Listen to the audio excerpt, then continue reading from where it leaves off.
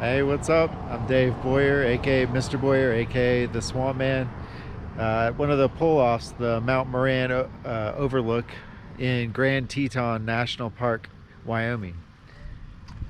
Pretty incredible view here. So we got Mount Moran here, and just off to the side are the Grand Tetons, including the Grand Teton, the tallest one there, that's over 13,000 feet tall.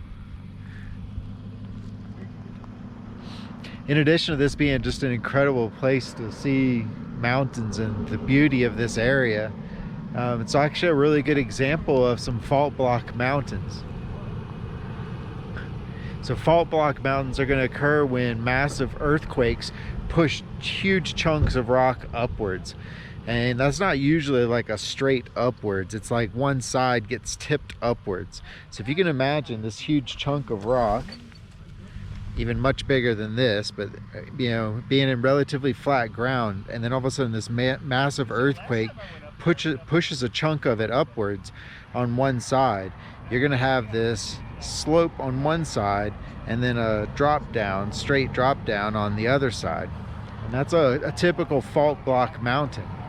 All these mountains of the Grand Tetons, you can see those slopes come up and then those drop-offs come down right after that. So if we look at some of those rocks up there on Grand Teton, some of them would have really old ages, 2.7 billion years old, some of this rock. But it wasn't looking like that 2.7 billion years ago. It's relatively new. About 10 million years ago was this faulting, this huge massive earthquakes from the Teton fault that pushed these chunks of rock upwards. But in that last 10 million years, we've also had ice ages, and ice filled all of these different areas. There was about 3,500 feet thick of ice from a glacier covering all these mountaintops. And as that glacier receded with the melting at the end of the ice age, those glaciers just slid down into the valleys, cutting those valleys deeper, separating the mountain peaks there so that we can see those individual slopes going upwards and then steep drop-offs that we get from fault block mountains.